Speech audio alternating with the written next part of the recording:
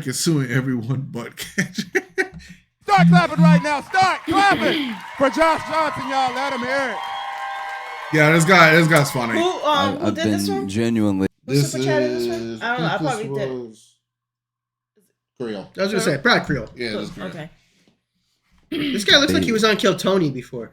He's I see him all the time on TikTok. He's hilarious. Obsessed since I saw it from the moment that it happened.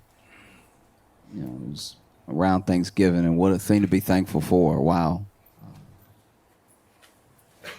I can't stop reading Drake's filing.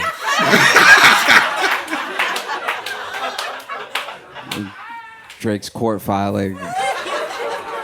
Suing UMG. I mean, Drake suing UMG, Spotify, I think iHeartRadio, yeah. Like, he's suing everybody but Kendrick. Like, all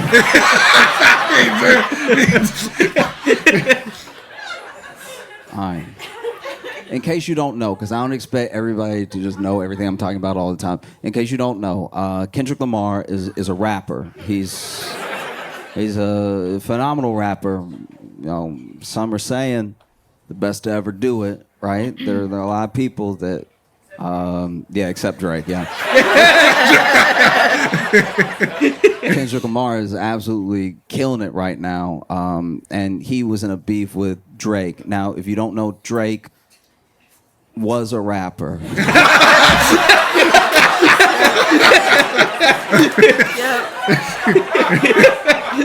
Okay. Yeah. He was a rapper until Kendrick Lamar rapped while he was rapping, and then they did it at each other, and it did not go well. For Drake at all. For Drake.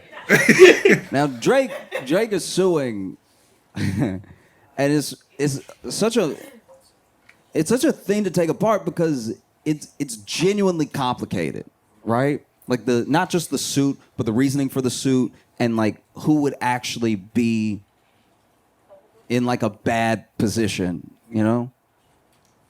A lot of this, weirdly enough, if you go all the way back, starts with Kanye, now known as Ye, right? Now, during his Life of Pablo tour, Ye went on this rant. Now, Ye became known for rants. That was like a thing as far back as the Yeezus tour. Probably started, I actually think it started when he was touring 808 and Heartbreak, where just mid-concert, instead of an intermission,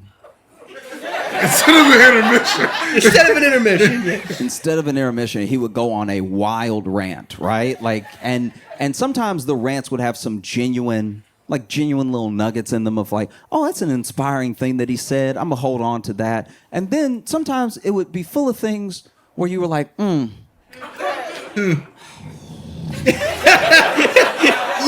Yep. Does he know? But he's all right. And in one of these rants that became like part of going to the concert, what's Kanye going to talk about? What's he going to go off on and everything? During Life of Pablo, Ye does this thing where he's like, radio lied to you, right? Now, Ye is probably one of the most imperfect messengers of our time. Like, it's... Yeah, that's a safe way to put it. Sometimes, hear me out, once in a while, sometimes he has something to say that has genuine value in the industry. There are things that he says that are inspiring to anyone who takes inspiration from it, right? And there are some times where he's like so unclear, but he's like about to get there, right? And this was one of those moments, because what he was basically saying was that Drake and some of these artists, they were being artificially pumped up. They were being force-fed to us. We could not get away from them. And he took issue with it because he was like, look, you're being lied to. Something is being sold to you that is not genuine. Something is being sold to you that is completely artificial. It's a machine built by an industry to take your money. The thing that you're being sold has no soul to it. There's no artistry to it. It's just like a complex compound to take as much money from you as possible, maybe to give you the feeling of something genuine, but it's not there. I promise you. It's all been talked about behind closed doors. They've all come up with a plan to take as much of your money as possible, to take as much of your attention as possible, and to have you feeling like you're connected to some of the most hollow people who have ever lived, right? But instead of saying that, he goes, radio lied to you.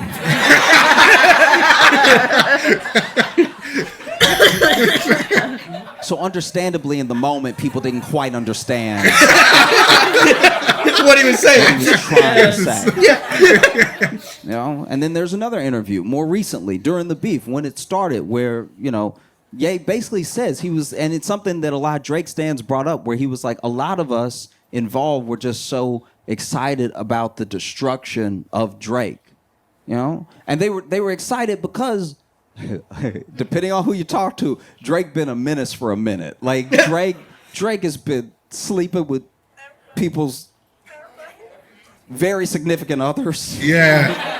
You know, he's been doing like shady stuff. There's people who've worked on projects with Drake, and then he went ahead and even though he worked on the project with them and was happy to collab and everything, releases a project that's kind of like theirs right before, just to. There's things he's being accused of that are like, none of it is illegal, but a lot of it is terrible, right? And so, you know, Ye had his own issue with him, Drake, Kardashians, all that stuff. And so he was like, what people don't understand about Drake is that he has a rich baby daddy named Lucian, and Lucian was the top of UMG. And so now at the top of UMG, you have someone pushing Drake nonstop. And if you heard Scorpion, I don't know how you missed it, but it was the most pushed album maybe of all time. Basically, if you got on Spotify, there were people that sued Spotify because they were like, everywhere I go is Drake. I can't click away from Drake. He's coming up on playlists that have nothing to do with him just to push Drake. No, I remember that. Type in, look, I'm looking for like a little gym bob to get like some exercise too, but I really want it to be mellow, like a little Regina Spektor or something like that, but a little bit more tempo than like a Regina Spektor. And then Spotify would be like, do you mean Drake and braids? Like, No, not at all. you know, you'd be like, I want some hard rock, like something classic, something that is maybe like hair metal, you know, like some of that glam punk to it and everything. And then Spotify would be like, do you mean Drake making a mean face? Yeah. And you know, he files these lawsuits, and the internet comes for him. They come for him in a way that I thought the beef was bad, but the way that the internet came for this man when he sued, they were calling him Aubrey Graham Cracker.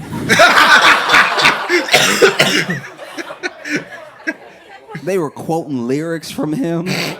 It was I don't know, it was kind of hard to watch. Like I don't even like Drake, and I was like, man, this is a lot. This is you know, but he sues, and I think a lot of people don't understand what the defamation suit is about. Very quickly, basically, he sues first UMG for what he's saying is botting Kendrick, making it so that Kendrick's song Not Like Us is more successful than it actually should have been, right? Making it more popular through bots and through like manipulation because they made it cheaper for it to get streams, which means more people would play it and stuff like that. They lifted some of the copyright so more people would do reviews of it and stuff. And then he sues for defamation, right? And the defamation is still, once again, this is a petition. This isn't like a full-on lawsuit for damages, but it's basically saying that UMG shouldn't have let Kendrick release Not Like Us because of what it said in there about Drake and them knowing that it was false, right? And this is my thing about that. It's weird that he it sued for Not Like Us but not Meet the Grams, which was so much worse. It was, yeah. If you don't know, there's a song called Meet the Grams where like Kendrick talked to his whole family, talked to his son. It was it was everyone. That part got me. I was like, you're gonna sue for Not Like Us, but you're not gonna sue for Meet the Grams. Yeah, exactly. Which was the vulgarness that Kendrick had with Meet the Grams was 10 times what Not Like Us. What Not Like Us. Not Like Us was built for the radio. Yeah, and I'm like, Drake, this ain't it, fam. Like, But he went after not like defamation. us. What's up, you know? But he went after not Yeah, like us. yeah. I felt like he was defamed, as in less famous, right then. Like, Crazy. Crazy. it's kind of wild, you know? But here's the thing. This is why some people are on Drake's side. And I'm not just talking about Drake's stance, right? What he is alleging is that basically UMG, who he's been in this contract with, he got a $400 million contract from them in the earlier part of the 2020s, right? And he made the money back so fast they start renegotiating again.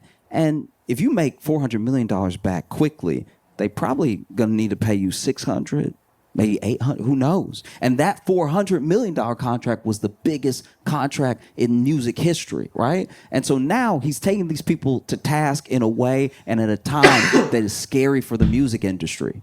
You know, music industry is losing market share day by day. I'm a firm believer that no matter what music you like, I don't care what it is, I don't care what genre, you personally, you have not met your favorite artist yet.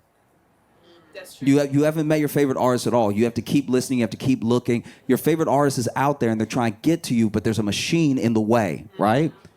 And so the same machine that built Drake up is the machine that is genuinely in the way of artists who are trying to get to you to be your favorite. Because y'all already have this connection. You just haven't heard their music yet, but it's coming. Right? You just have to keep looking. And it's hard to look right now because of basically what Drake is alleging. He has a point because we go to independents and I found a good artists from independent music. They don't get pushed because they're not on labels. Because the industry wants to push their people Yeah. to try, like he said, for the machine to take as much money from you as possible. Yeah. Yep. Independence. It's like can't do saying that. it's like saying here, this is what you should like and what you should listen to. Yep. And what you should put your money into. Yeah. Exactly. Yep. You know? That's wrong. At UMG, some of these big ones, they use payola. They use all these things to make sure that their artists are the only artists that you hear, so that your favorite is the best of what's been presented to you, right? Yep. And it's a tough thing because to call UMG out for Kendrick, without acknowledging that it was done for you. because you were. Because it was doing it for you. Yeah, it was done for you. Yeah. Like that's a tough one. That's That's where the lawsuit. I'm like, Yeah. Drake, they did the same shit for you, man. Yep. You're just mad because they decided not to do it for you. Yeah. Yep. I remember like all the years that Drake was just constantly being Everywhere. pushed in your face. Yep. I'm like, Drake, get out of here, man. Yep. I feel like somebody at Goldman Sachs being like, they stealing all your money. I'm like, yeah, okay, all right, I believe you, but weren't you an executive? Yup. Yeah, but I'm suing because they stole from me too. They have no scruples at all. They'll steal from anybody. This is unacceptable. But you were okay to steal what you were there. Yeah. And so what Drake is basically alleging is that through the beef they had with Kendrick, UMG actually picked Kendrick and they built him up as much as possible to tear Drake down so that when he came back to the table and he was going to ask for more than his $400 million, they could look him in his eye and say, your stock has gone down. You're not what you used to be. You can't sell the same tickets. You don't get the same streams. How about we give you $350? And it's a lot. It's not the same. It's I not the didn't same think at all, about that. but it's something similar. I see a lot of That's what is crazy. happening with Drake right now, at least in regards with UMG. I'm talking specifically on this part of the suit, not the defamation, anything. I'm talking about the way that he's in a negotiation with UMG while something else is going on in his life, and it's hindering that negotiation, right? It reminds me of something that happened with Michael Jackson, because Michael Jackson got so powerful with Sony that he both found out and then accused publicly his lawyers and Sony of working together because he was becoming too powerful. He was owning too much. He was owning too much music. This man had the rights to the Beatles. Like, That's crazy. that's crazy. And so he said, Sony is trying to hurt me because they're not promoting my album in an era that didn't have streaming in that way. They botched my album just to try to get things for me that are mine, And it's similar to Drake in a way because both of them were the biggest artists at the time, biggest artists in the world, right? And they're both like.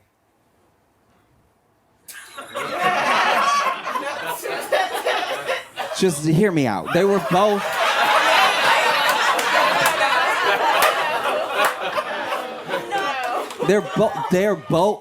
Listen. They're both black men that everyone called white, right? And I think that some of that, a part of that, is definitely present in people's feelings on the suit, right? Because there are some people that obviously think it's funny. I kind of think it's funny, you know what I mean? But then there are people who I've heard from and who I genuinely agree with that you can't get away from the fact. You cannot get away from the fact that these two individuals, even though their suits are not the same, even though their situations are not the same, these are two individuals who built themselves up to be the biggest in the world. And when it came time for a company to pay them, maybe they did whatever they had to do to not have to do that. Now, I don't believe I can understand personally that. the botting thing, because people genuinely were dancing to Not Like Us. People were genuinely losing their minds to Not Like Us. Like, I guess I believe the bot angle that Drake has if he thinks all black people were bots. Like that's kind of what it would take. You know bots. You know how. I didn't believe the bot thing because I'm like, this shit is everywhere. Yeah. Too many people were referencing it. Yeah, it was. You couldn't get away from it. But on the opposite, but you could tell it was bots with Drake songs because people were like, I didn't listen to that shit. You know, I didn't care about that, but it was everywhere. Well, in the Super Bowl, everybody was singing that. Yeah, the entire stadium was singing Like Us. Kendrick didn't even have to say the words. The stadium did it for him. Everybody did it. So you can't say that's what everybody was vibing. Everybody with that got excited when that song came. It's so bad. Like, you know how bots be. and look. When it comes to the bot thing, I'm not gonna lie to you. I've done a version of what Drake is doing in my head, just personally, because bots are all around us, and they're actually one of the reasons we fight so much. Yeah. You think that everyone disagrees with you online. I'm not saying everyone agrees, but not everyone has the vitriol waiting for you. That's true. That's true. We found that a lot of some of the nastiest things that get said online are bots from other countries just to stir people up. Yeah. Yep. You know? And the bot has no investment in whether or not you actually get outraged, but it's just rage bait that's literally made to whether it's to keep you on an app or to distract you. Bots are everywhere, right? And I sometimes take that to my emotional advantage. You know, that makes like sense. if I get into an argument with somebody online and they make a good point, I'm like, that's a damn bot right there. That's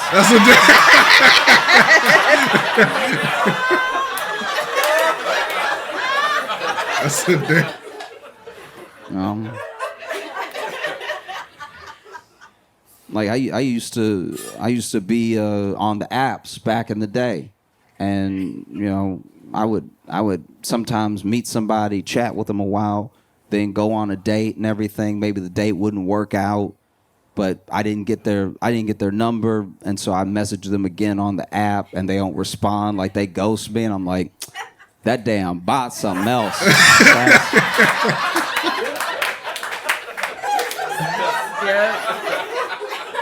These bots are out here wilding, right? Like, you know. I remember I got to argue with my mom, and she was making some really good points, and she was really like letting me know that she was disappointed in my actions and everything, and really told me why. Broke it down how she didn't raise me to act the way I had been acted and stuff like that. And I went ahead and typed in the text because I saw the text bubbling and everything, and I knew more was coming. And I was like, "Look, I'm gonna have to cut this bot off." Like,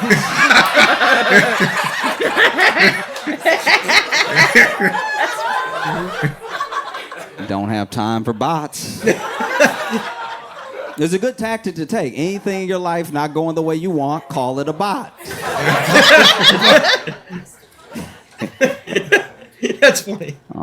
And I read And I talked to people as much as I could when the beef was going down. And I talked to Kendrick stans, I talked to Drake stans, I talked to people who did not listen to hip hop at all, who really didn't have a stake in the race at all. And there were people that were saying like, oh man, the only reason Kendrick stopped dropping diss tracks is because he was scared Drake was gonna hurt himself. Then I talked to people that were like, no, Drake dropped last, so the ball is in Kendrick's court, right? I heard delusional takes. I heard erratic takes. I heard takes that were just sort of blah, whatever. It's two grown men rhyming at each other. I don't care. Like, I heard it all. Yeah, fair enough. I did not hear from Drake stans or hip-hop fans at all. The entire beef was, he should sue. Not once. Nope. That smells like a lawsuit. Never came out of anybody's mouth, right? And so understandably, there are people that are upset with Drake for suing because it's like, wow, if you sue and then you win, what does that do to battle rap? What does that do to hip hop? Yeah. Hip hop literally has artists talking about other artists being like, I'm going to sleep with your baby mama. Will they still do that if that person can sue for damages? That's crazy. Emotional damage. There's something that is that's like linked, that can't be broken about hip hop and the sort of distance from power, right? Like if you're in the streets or if you are street, you're not supposed to be in court unless they catch you. You're not supposed Unless to. they catch you. You see what I mean? It just feels a lot to me, everything that's happening right now between Drake, Kendrick, and UMG feels a lot like what happened between Deontay Wilder and Tyson Fury in boxing, right? Because you look at Tyson Fury and Deontay Wilder, two heavyweights. In case you've never watched boxing, I'll make it very simple for you. Two heavyweights in the world that were number one and number two, right? And we rarely get that in a lifetime, that the best in the world is fighting the second best in the world. And Tyson Fury is a world-class boxer, and Deontay Wilder hits really hard, okay? He's not quite as good of a boxer as Tyson, but he hits so hard, you think that he must knock the soul out of people, right? And so, sure enough, they fight. And in the first fight, Deontay Wilder knocks down Tyson Fury in like such devastating fashion that when he hit the ground, personally, so he got knocked out for a second with his eyes open, and I thought he was dead.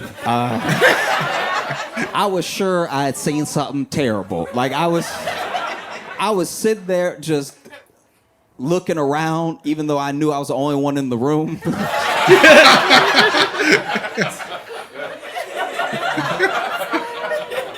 And Tyson Fury had been through a lot. He had battled his way back from addiction, from some serious mental health issues. He talked about wanting to take his life and everything. And this man gets knocked down by Deontay Wilder in one of the later rounds. Even though he had been putting in good work the entire fight, this punch came out of nowhere and it knocks him down. And then out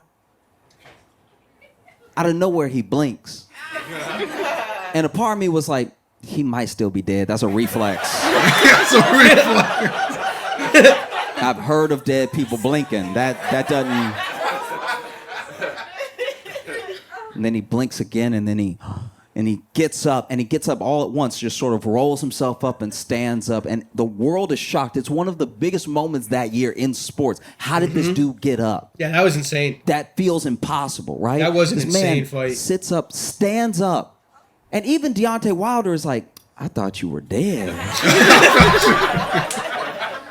Deontay, like, he wasn't on camera in this moment from this angle, but he was probably looking at his fist like, I thought I killed him. That's great. Okay.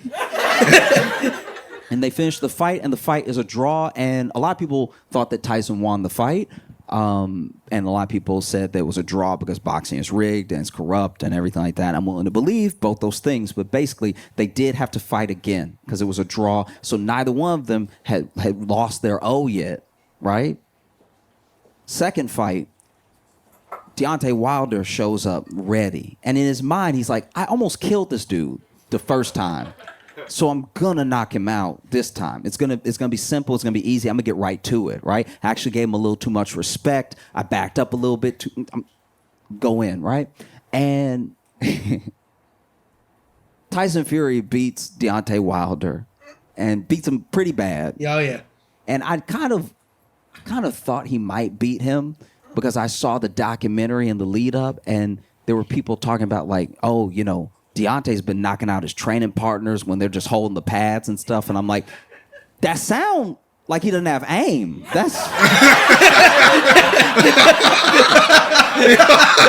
you know what I mean? Like, I'm not a boxer, but if somebody holding the pad here and you knock that man out, you miss.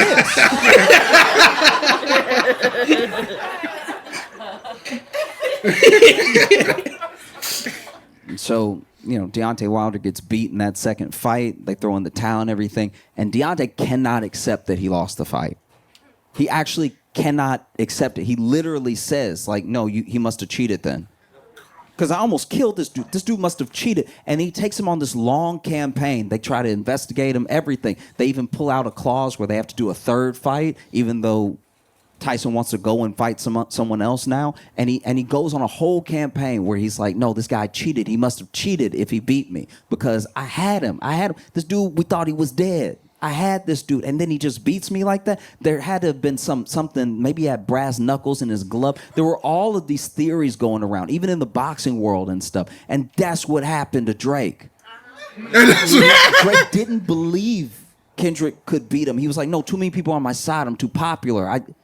I'm too big. I'm genuinely too big to fail. He thought, even though he was going into contract renegotiations with UMG, let me go ahead and have the sparring session with Kendrick. Number one, number two, going at it. It's going to get a ton of buzz. And then after I beat this dude, I'll be able to come to the table and be like, pay me my $800 million. Because I just took out, supposedly, the best rapper, right?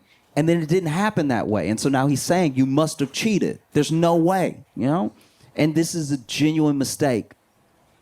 Because now, if this actually follows all the way through and goes from a petition into a lawsuit, Not Like Us is going to go into public court records.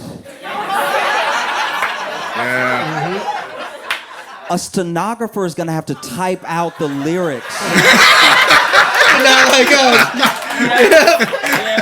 To Not Like Us. I don't think he thought it through. Do you know what I mean? Because, and this, look, maybe this is me being a hater. This is me making some assumptions. I'm just throwing it out there. This is what I think. I think genuinely that Drake's lawyer is definitely white.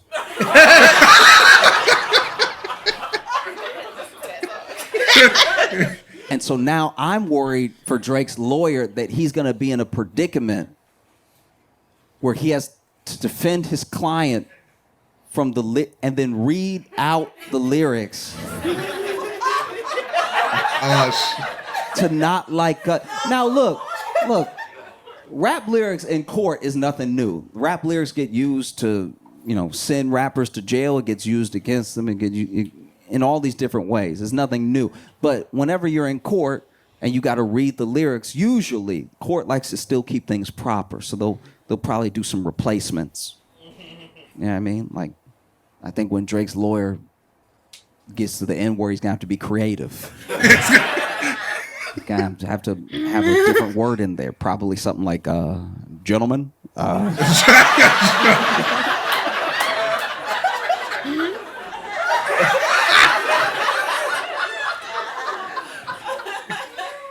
He's going to be standing there having to read the lyrics to make his point. He's going to be standing in front of maybe a jury. Who knows, right? He's standing there. Gotta breathe first. Okay. They tell me Chubb's the only one that get your hand-me-downs. Party at the party playing with his nose now. And Baca got a weird case. Why is he around? Certified lover boy. Certified.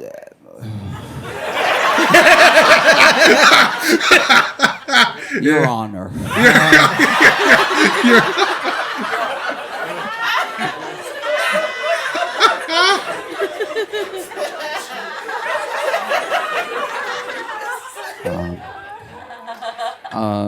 Wop, wop, wop, wop, wop.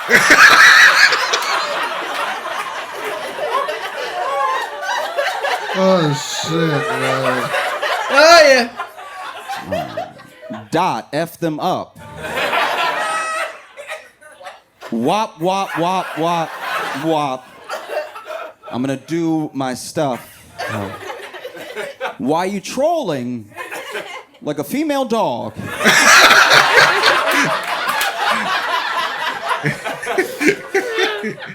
Ain't you tired trying to strike a chord? And that's a lot of O's. And it's probably A. I mean, I'll try. A.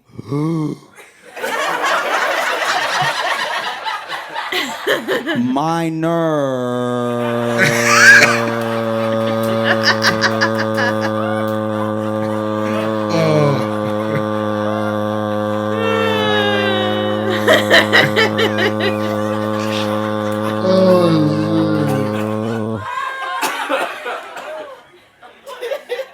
I'm sorry, I'll do one quick correction here. They're missing apostrophe R-E here. They're not like us. They're not like us. They're not, actually, I'll just take away the contract. They are not like us. They are not like us. They are not like us.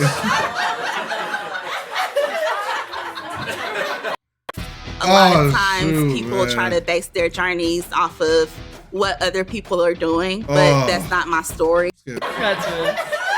Should we just finish Might as well finish it. Yeah. Just go finish this at this point. Oh, He's good though. Yeah, I that's like funny. him. it's absolutely brutal, you know. And I'm torn because there's things in this suit that if it goes through, if they can prove that UMG and even some of the other big labels are still using payola, maybe they have to do such a big payout that they make it not worth it to do it again. You know, that's a genuine hope that I have. Or maybe the government can look at these labels, look how much power they have, and you know, it's unlikely, but break them up a bit. Right? They're already losing market share with us, the people. They already don't have the power that they used to have. Right? No matter how much they push, no matter how much they repeat, sometimes it just doesn't work. Because we know they're doing it, by the way. Yeah. We already know they're doing it because we know when we look at charts and they're like, this is the top artist. And we're like, who? Yeah. Yep. Yeah. Never heard you. Yep. Who's this? I've never heard of Yeah. this person at all. Do you, I guess. You know? That's like you're not on the radio, you're not on anything. Yeah. No one, your song's not being played on YouTube. Nothing. But you got Grammy for Album of the Year. But Exactly. but you on the top Yeah. Billboard chart. Like, who are you? Yeah. Never seen this person before. So if the structure came tumbling down, that would help the little guy, the new artist. That's true. The artist has been trying this whole time to break through. Reminds me of the story of Samson, right? Make it very short. Samson was very strong, loses his strength, and then becomes enslaved by the Philistines. And then while he's between two pillars, he begs God, give me my strength back. Give me my strength back so I can take revenge on the Philistines. And God gives him his strength back just for that little bit of time, just for that time that it took to push the pillars, crack them, break it down, and bring it down on him and the Philistines. And I think that's what could be happening here. You know, because I don't know how Drake moves on from this at all, whether he wins or he loses. But I know that he might be able to bring the structure down with him, on him, right? And there is a genuine part of me that's split because I don't think that the bots thing happened in that way. I'm sure that generally it happens with every big artist. I will say that. I think no matter who you are, there's probably bots pushing, pulling, whatever. I don't think it's enough to make someone number one, but I do think that it must just happen, right? But the part that I can't get over is that, like, as much as I don't like Drake,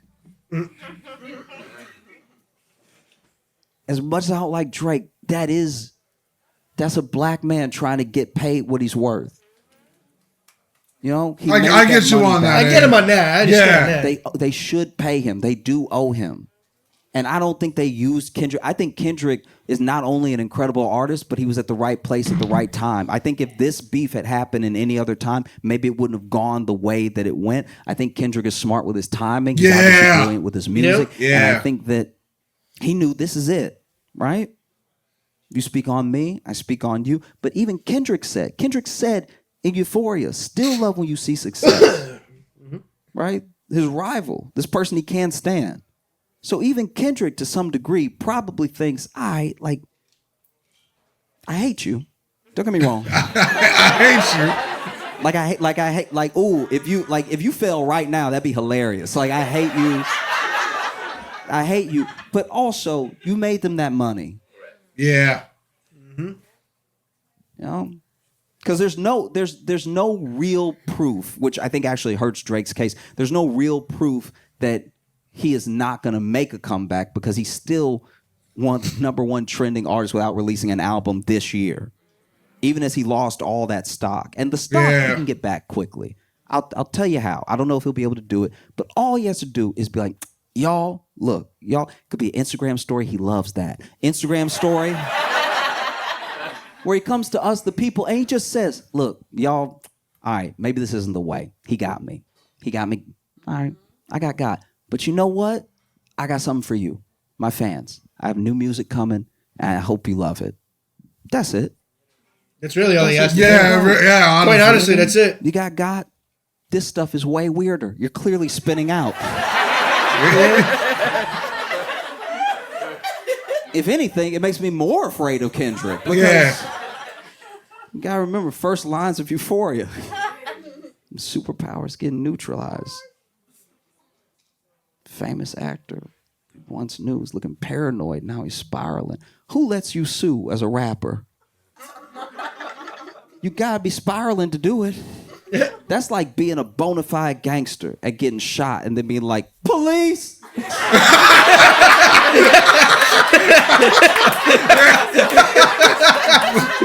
You know?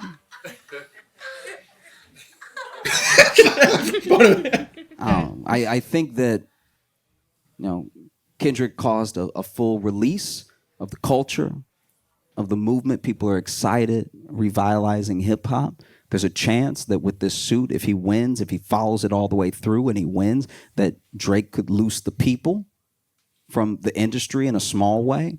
And there's a chance that you could get to meet your favorite artist. You know? I guess I'll just end it most appropriately with a line from J. Cole.